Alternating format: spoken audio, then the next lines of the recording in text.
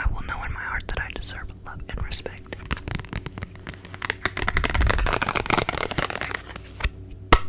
Good one. Okay. Let me get my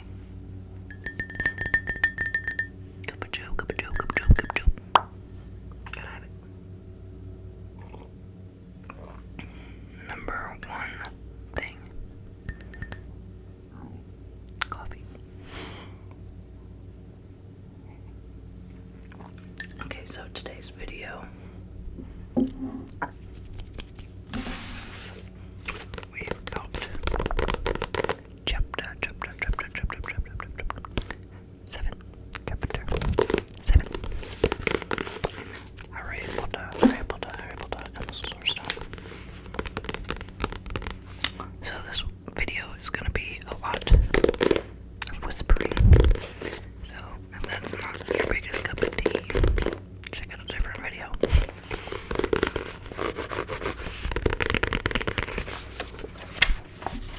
Alright. Bookmark still. You don't need a wand to be bereaved like Hermione.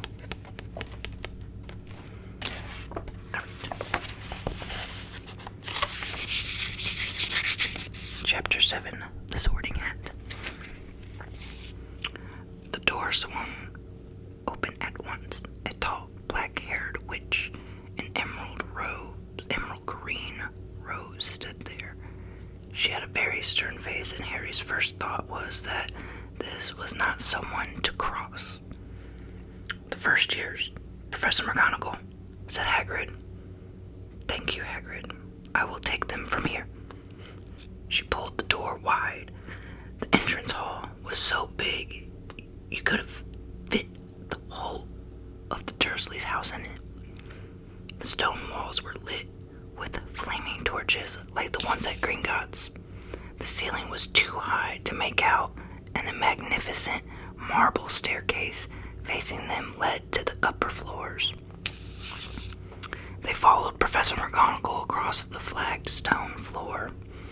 Harry could hear the drone of hundreds of voices from the doorway to the right. The rest of the school must already be here. But Professor McGonagall shoved the first years into a small, empty chamber off the hall. They crowded in, standing rather closer together than they usually would have done, peering about nervously. Welcome to Hogwarts, said Professor McGonagall. The start of the term banquet will begin shortly, but before you take your seats in the Great Hall, you will be sorted into your houses. The sorting is a very important ceremony because while you are here, your house will be something like your family within Hogwarts. You will have classes with the rest of your house, sleep in your house dormitory, and spend free time in your house common room. The 4 houses are called Gryffindor, Hufflepuff, Ravenclaw, and Slytherin. Each house has its own noble history, and each has produced outstanding witches and wizards. While you are at Hogwarts, your triumphs will earn your house points, while your rule breaking will lose house points. At the end of the year, the house with the most points is awarded the House Cup, a great honor. I hope each of you will be a credit to whichever house becomes yours. The sorting ceremony will take place in a few minutes in front of the rest of the school. I suggest you all smarten yourselves up as much as you can while you are waiting. Her eyes lingered for a moment on Neville's cloak, which was fastened under his left ear, and on Ron's smudged nose. Harry nervously tried to flatten his hair.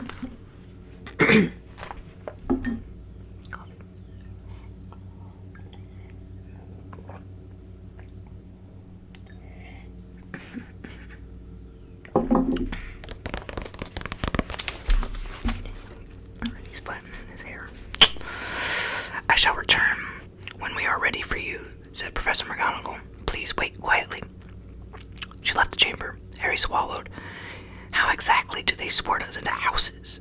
he asked Ron. Some sort of test, I think. Ron said Fred said it hurts a lot, but I think he was joking. Harry's heart gave a horrible jolt. A test? In front of the whole school? But he didn't know any magic yet. What on earth would he have to do? He hadn't expected something like this the moment they arrived. He looked around anxiously and saw that everyone else looked terrified too.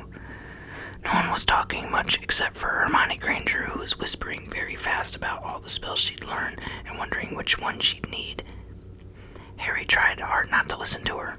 He'd never been more nervous, never, not ever, when he'd had to take a test report home to the Dursleys, saying that he'd somehow turned his teacher's wig blue. He kept his eyes fixed on the door. Any second now, Professor McGonagall would come back and lead them to his doom. Then something happened that made him jump about a foot in the air. Several people behind him screamed. "What the?" he gasped. So did the people around him.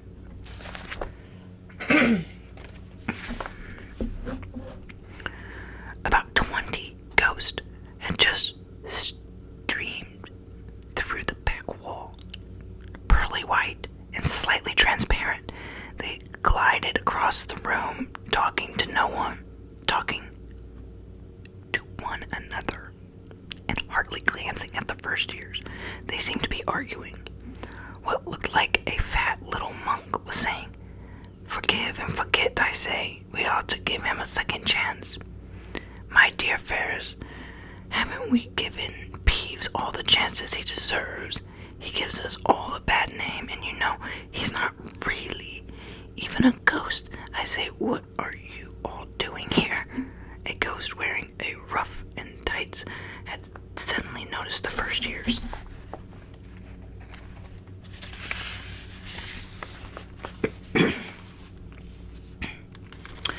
Nobody answered. "New student," said the fat friar, smiling around at them. "About to be sorted, I suppose." A few people nodded mutely. "Hope to see you in Hufflepuff," said the friar. "My old house, you know." "Move along now," said a sharp voice. "The sorting ceremony is about to start." Professor McGonagall had returned. One by one, the ghosts floated away through the opposite wall. "Now, form a line," Professor McGonagall told the first years, "and follow me."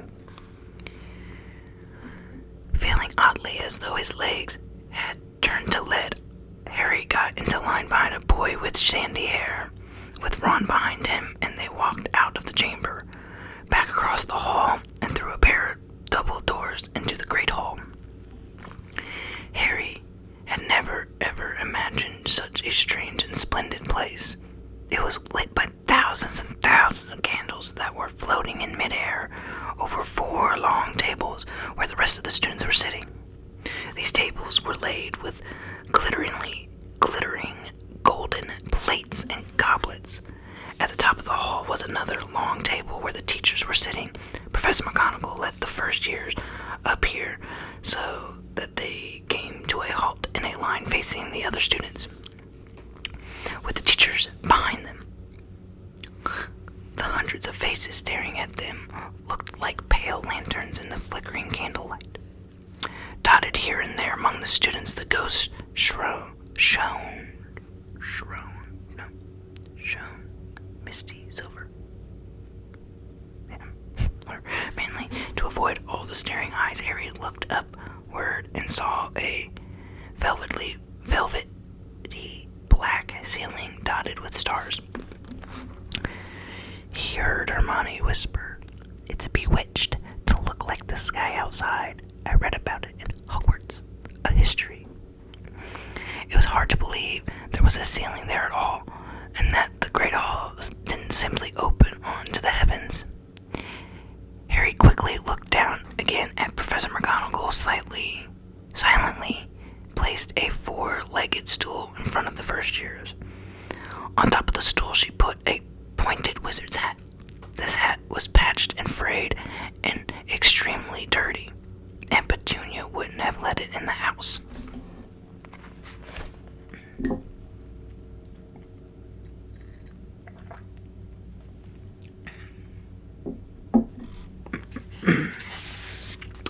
Maybe they had to try and get a rabbit out of it. Harry thought wildly. That seemed the sort of thing. Noticing that everyone in the hall was now staring at the hat, he stared at it too. For a few seconds, there was complete silence. Then the hat twitched. A rip near the brim opened wide like a mouth, and the hat began to sing.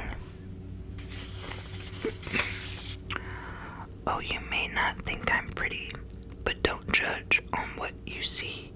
I'll eat myself if you can find a smarter hat than me. You can keep your brawlers black, your top hats sleek and tall, for I am the Hogwarts sorting hat, and I can cap them all. There's nothing hidden in your head the sorting hat can't see, so try me on, and I will tell you where you ought to be. You might belong in Gryffindor, where dwell the brave at heart. Their daring, nerve, and chivalry set Gryffindors apart. You might belong in Hufflepuff, where they are just and loyal. Those patient Hufflepuffs are true and unafraid of toil. Or yet, in wise old Ravenclaw, if you're a ready mind, where those of wit and learning will always find their kind. Or perhaps in Slytherin, you'll make your real friends. Those cunning folk use any means to achieve their ends. So put me on, don't be afraid, and don't get in a flap.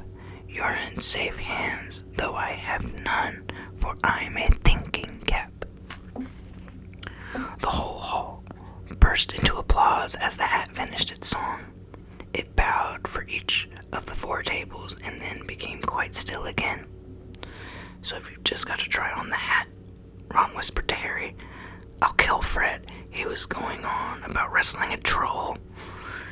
Harry smiled weakly. Yes, trying on the hat was a lot better than having to do a spell, but he did wish they could have tried it on without everyone watching. The hat seemed to be asking rather a lot. Harry didn't feel brave or quick-witted or any of it at the moment.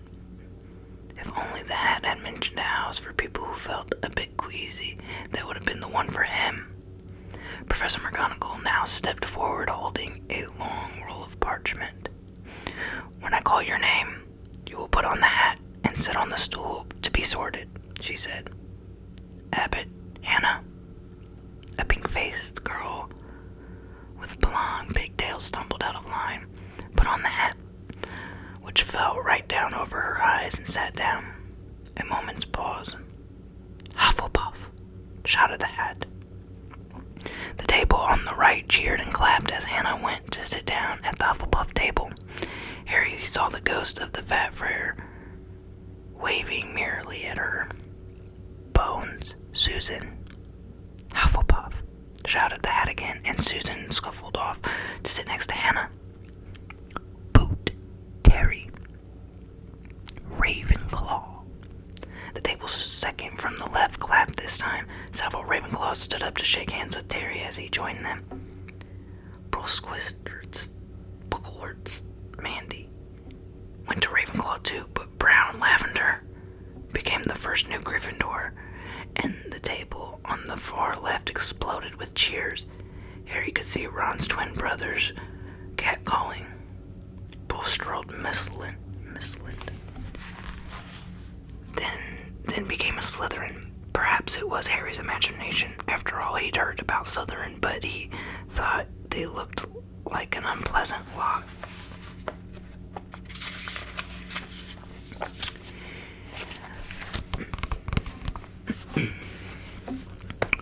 He was starting to feel definitely sick now. He remembered being picked for teams during gym at his old school. He had always been last to be chosen, not because he was no good, but because no one wanted Dudley to think they liked him. Finch, Fitchley, Justin, Hufflepuff. Sometimes, Harry noticed, the hat shouted out the house at once, but at others it took a little while to decide. Finnegan Seamus, the sandy-haired boy next to Harry in line, sat on the stool for almost a whole minute before the hat declared him a Gryffindor. Granger, Hermione. Hermione almost ran to the stool and jammed the hat eagerly on her head. Gryffindor, shouted the hat. Ron groaned. A horrible thought struck Harry, as horrible thoughts always do when you're very nervous. What if he wasn't chosen at all? What if the hat just sat there with what if he sat there and the hat over his eyes for ages until Professor McGonagall jerked it off his head and said had obviously been a mistake and he'd better get back on the train? When Neville Longbottom, the boy who kept losing his toad, was called, he fell over on his way to the stool. The hat took a long time to decide for Neville. When it finally shouted Gryffindor, Neville ran off still wearing it and had to jog back to give it to McGonagall. Malfoy swaggered forward when his name was called and got his wish at once. The hat had barely touched his head when it screamed, Slytherin! Malfoy went to join his friends Crabbe and Goyle, looking pleased with himself. There weren't many people left now. Moon, Nod, Parkinson, then a pair of twin girls, Patil, then Perks, Sally Ann, and then, at last, Potter, Harry. As Harry stepped forward, whispers suddenly broke out like little hissing fires all over the hall. Potter, did she say? The Harry Potter. The last thing Harry saw before the hat dropped over his eyes was the hall full of people craning to get a look at him. Next second, he was looking in the black inside of the hat. He waited. Said a small voice in his ear. Difficult. Very difficult. Plenty of courage, I see. Not a bad mind either. There's talent. Oh my goodness, yes. And a thirst to prove yourself. Now that's interesting. So where shall I put you?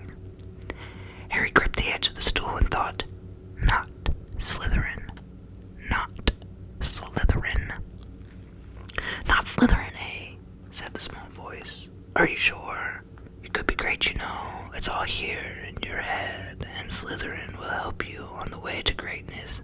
No doubt about that. No? Well, if you're sure, better be Gryffindor.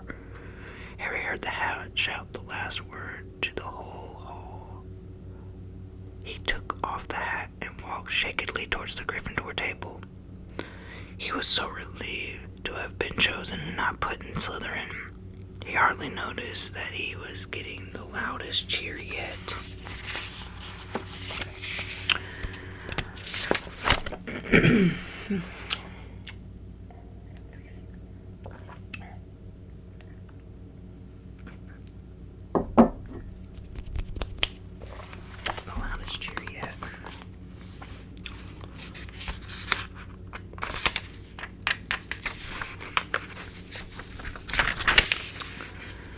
Percy, the prefect, got up and shook his hand vigorously while the Weasley twins yelled, "We've got Potter! We've got Potter!" Harry sat down opposite the ghost in the rough he'd seen earlier. The ghost patted his arm, giving Harry the sudden horrible feeling he just plunged into a bucket of ice-cold water. He could see the high table properly now. At the end nearest him sat Hagrid, who caught his eye and gave him the thumbs up. Harry grinned back, and there in the center of the high table, in a large gold chair, sat Albus Dumbledore. Harry recognized him at once from the guard he'd gotten out of the Chocolate Frog on the train. Dumbledore's silver hair was the only thing in the whole hall that shone. Oh my god, I cannot say the word. Shone as brightly as the ghost. Harry spotted Professor Quirrell, too, the nervous young man from the Leaky Cauldron. He was looking very particular in a large purple turban. And now there were Thomas Dean, a black boy even taller than Ron, joined Harry at the Gryffindor table. Turpin Lisa became a Ravenclaw, and then it was Ron's turn. He was pale green by now. Harry crossed his fingers under the table. A second later, in the hat shouted, "Gryffindor!" Harry clapped loudly with the rest as Ron collapsed into the chair next to him. "Well done, Ron. Excellent," said Percy Weasley promptly across. Harry, as Zambini plays, was made a Slytherin. Professor McGonagall rolled up her scroll and took the sorting hat away. Harry looked down at his empty gold plate. He had only just realized how hungry he was. The pumpkin pasties seemed ages ago. Albus Dumbledore had gotten to his feet. He was beaming at the students, his arms open wide, as if nothing could have pleased him more than to see them all there. "Welcome," he said. "Welcome to a new year at Hogwarts. Before we begin our banquet, I would like to say a few words. And here they are. Nitwit, Blubber, Oddmond, Tweak. Thank you." He sat back down. Everybody clapped and cheered. Harry didn't know whether to laugh or not. "Is he a bit mad?" he asked Percy uncertainly. "Mad?" said Percy airily. "He's a genius, best wizard in the world, but he is a bit mad, yes. Potatoes, Harry." Harry's mouth fell open. The dishes in front of him were now piled with food. He had never seen so many things he liked to eat on one table. Roast beef, roast chicken, pork chops and lamb chops, sausages, bacon and steak, boiled potatoes, roasted potatoes, fries, Yorkshire pudding, peas, carrots, gravy, ketchup, and for some strange reason, peppermint humbugs. The Dursleys had never exactly starved Harry, but he'd never been allowed to eat as much as he liked. Dudley had always taken anything that Harry really wanted, even if it made him sick. Harry piled his plate with a little bit of everything except for the peppermints and began to eat. It was all delicious. "That does look good," said the ghost and they roughly sadly, watching Harry cut up his steak. "Can't you?" "I haven't eaten for nearly 500 years, said the ghost. "I don't need to, of course, but one does miss it. I don't think I've introduced myself. Sir Nicholas de Mimsy Porpenton, at your service, resident ghost of Gryffindor Tower."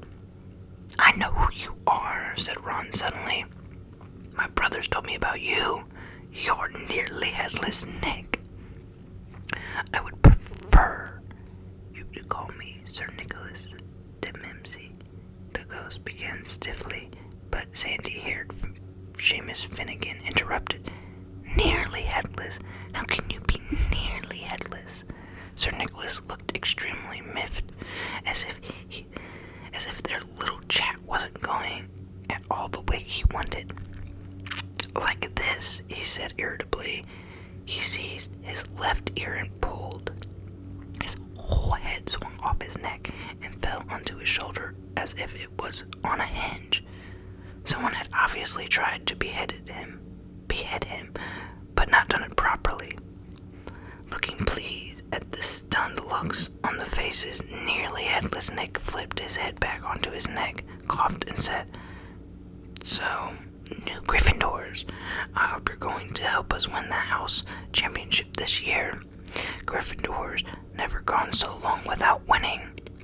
The Slytherins have got the cup 6 years in a row. The bloody Baron's becoming almost unbearable. He's the Slytherin's ghost." Harry looked over at the Slytherin table and saw a horrible ghost sitting there, with blank staring eyes, a grown face, and robes stained with silver blood.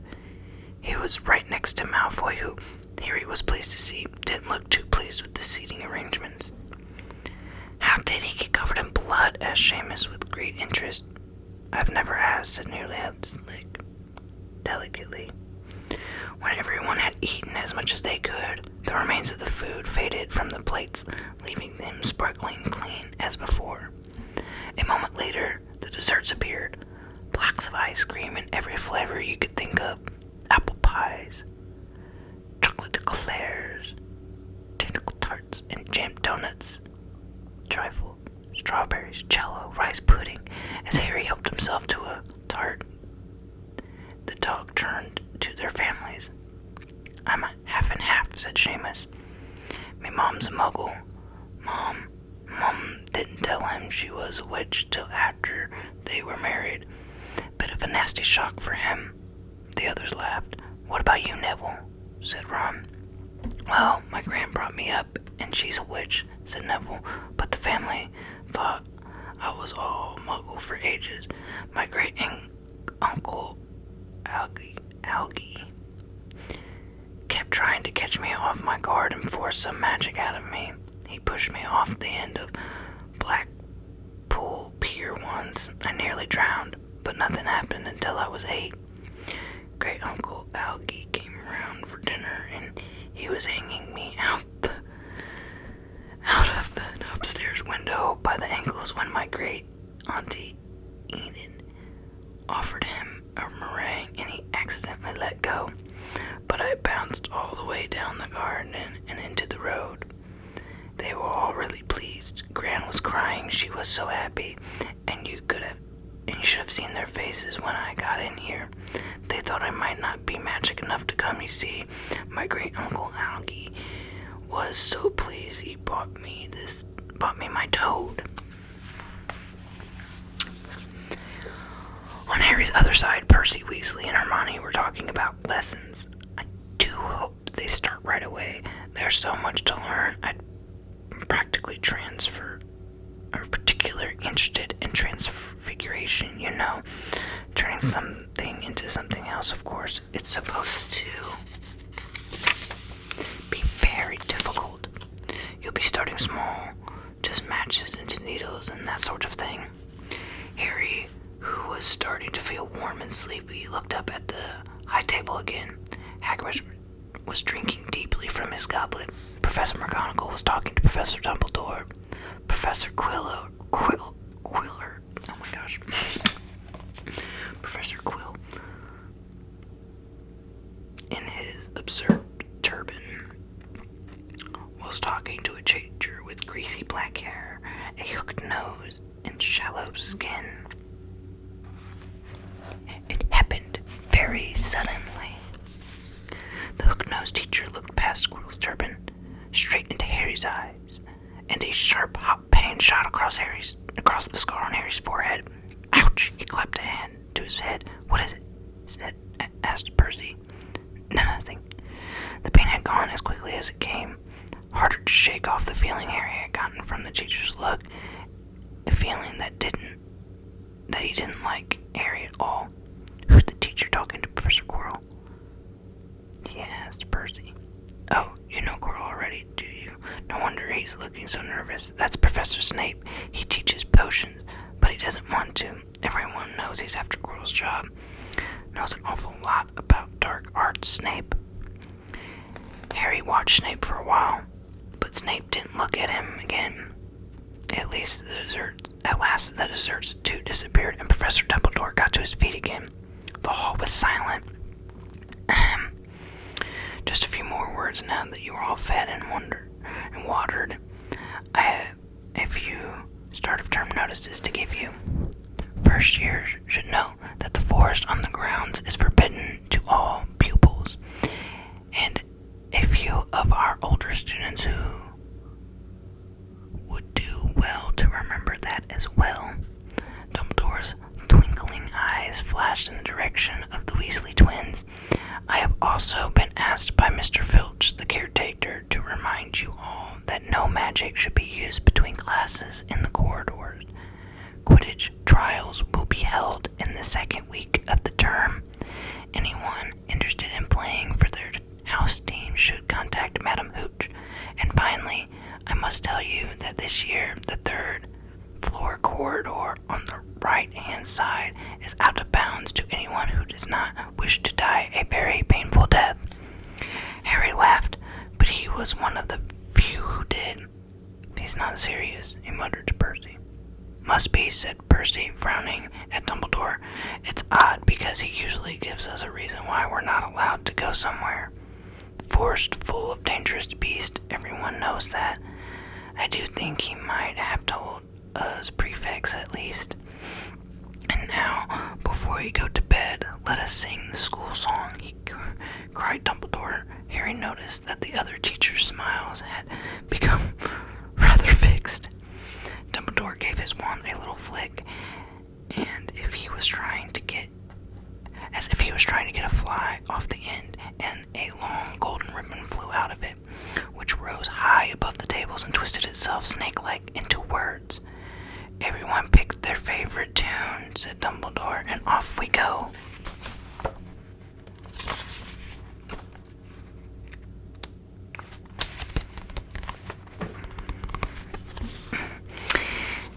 And the school bellowed, Hogwarts, Hogwarts, Hogwarts, teach us something, please. Whether we be old and bald, or young with scabby knees.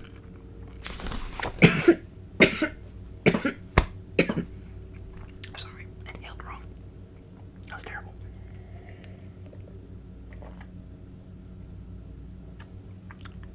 Much better. Alright, let's try this again. Hogwarts, Hogwarts, Hogwarts. Teach us something, please. Whether we be old and bald, or young with scrabby knees. Our heads could do with filling with some interesting stuff. From now, they're bare and full of air, dead flies and bits of fluff. So teach us things worth knowing. Bring back what we've forgot. Just do your best, we'll do the rest, and learn until our brains all rot. Everybody finished the song at different times. At last, only the Weasley twins were left, singing along to a very slow funeral march. Dumbledore conducted their last few lines with his wand, and then they had finished. He was one of those who clapped loudest. Ah, music, he said, wiping his eyes. A magic beyond all we do here. And now, bedtime. Off you trot. The Gryffindor's first years followed Percy through the chattering crowds out of the great hall and up the marble staircase. Harry's legs were like lead again, but only because he was so tired and full of food. He was too sleepy even to be surprised that the people in the portraits along the corridors whispered and pointed as they passed, or that twice Percy led them through doorways hidden behind sliding panels and hanging tapestries. They climbed more staircases, yawning and dragging their feet, and Harry was just wondering how much further they had to go when they came to a sudden halt. A bundle of walking sticks was floating in midair ahead of them, and as Percy took a step forward toward them, they started throwing themselves at him. Peeves, Percy whispered to the first years. A poltergeist, he raised his voice. Peeves, show yourself.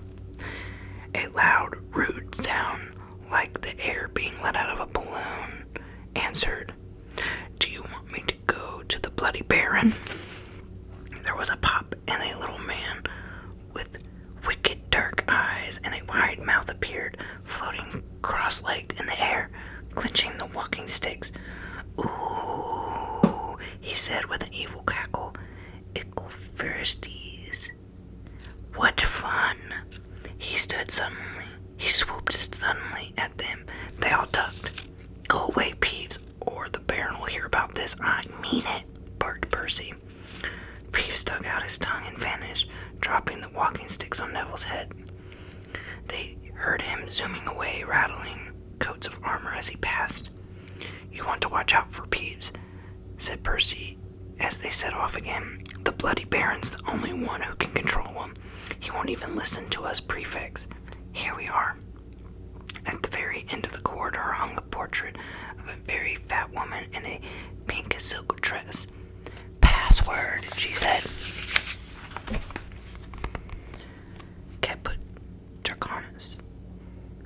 said Percy, and the portrait swung forward to reveal a round hole in the wall. They all scrambled through it. Neville needed a leg up and found themselves in the Gryffindor common room, a cozy room full of squishy armchairs. Harry directed the girls through one door to their dormitory and the boys through another. At the top of the spiral staircase, they were obviously in one of the towers. They found their beds at last. 5-4 poster hung with deep red velvet curtains. Their trunks had already been brought up, too tired to talk much. They pulled on their pajamas and fell into bed. "Great food, isn't it?" muttered Ron to Harry through the hangings. "Get off it, Scabbers. He's chewing my sheets." Harry was going to ask Ron if he'd had any of the tentacle tart, but he fell asleep almost at once. Perhaps Harry had eaten a bit too much, because he had a very strange dream. He was wearing Professor Quirrell's turban, which was talking to him, telling him he must transfer to Slytherin at once, because it was his destiny. Harry told the turban he didn't want to be in Slytherin. It got heavier and heavier. He tried to pull it off, but it tightened painfully, and there was Malfoy laughing as he struggled with it.